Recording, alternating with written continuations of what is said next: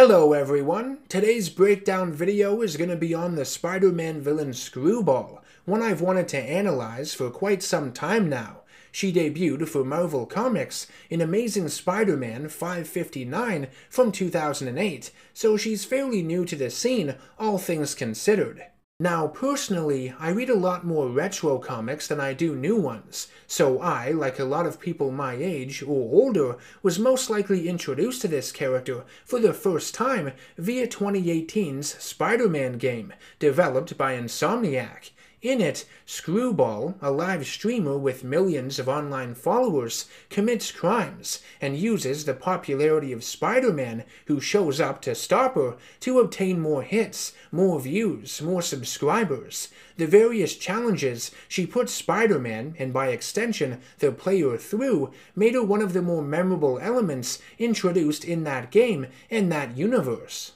Screwball labels herself as the world's very first live-streaming supervillain. Using a camera installed in her helmet and a few other gizmos, she records video blogs of herself committing crimes and fighting superheroes like Spider-Man, evading them with her impressive parkour skills, and uploading the content onto her website, followscrewball.com.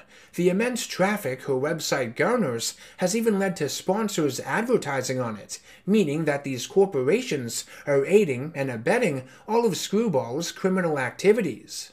Screwball is a very modern type of villain and in a few ways quite realistic. As a form of social media influencer, she uses the virtually limitless power and reach of the internet to grow her own fame and fortune. I'm not trying to vilify all social media influencers, but like some of the shadier ones out there, Screwball's fame and fortune comes at the expense of others. She has found a way to exploit other people for her own personal gain, in this case, Spider-Man and other superheroes. Screwball represents a very ugly side of society, an ugly side of the human psyche, which makes her pretty easy to despise. Social media has become a very competitive place, more about business and making money at this point than it is about genuine social interaction.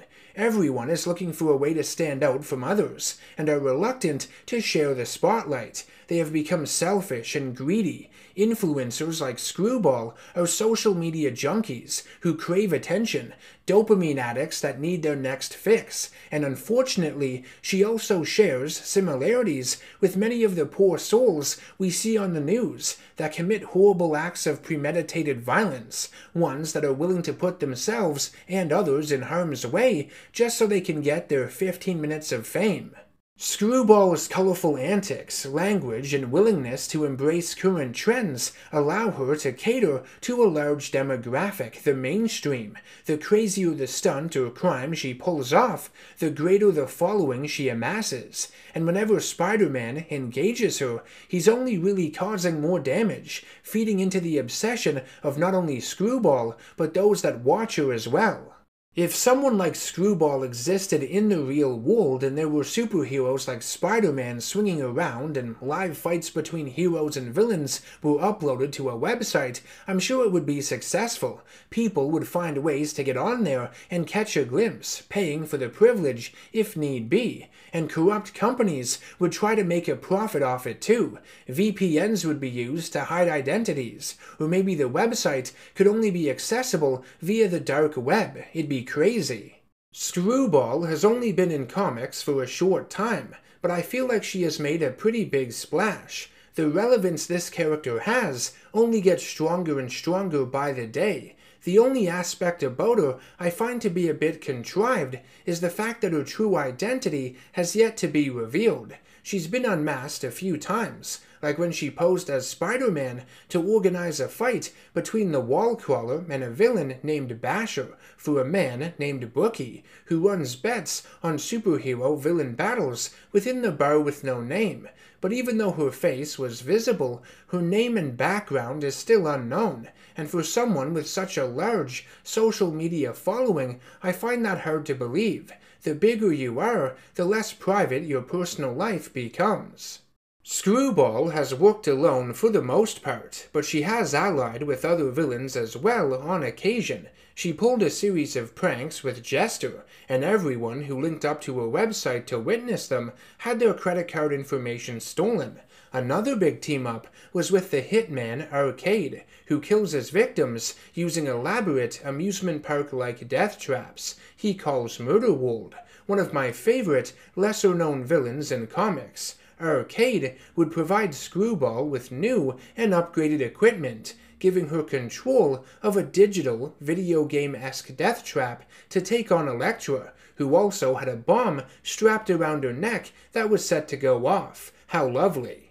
I think Screwball is a very interesting villain, and once again, she has a lot of relevance in today's day and age. The fact that she debuted in a AAA superhero game within 10 years of her existence is a testament to that. I know some people find her to be annoying, but that's the whole point of her character. She's supposed to be a pain in the ass, someone who prods superheroes into pursuing her, takes immature verbal shots at them to provoke them. She's a pest that treats all of her stunts, regardless of how dangerous they may be, like one big game. In many ways, she's still a naive child.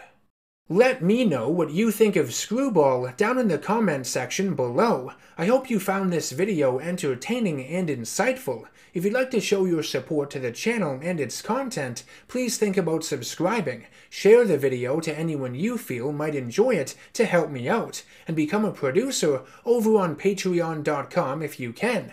Any and all support over there goes a long way in keeping this YouTube project alive. Thank you all for watching, and I will see you all in the next one. Take care.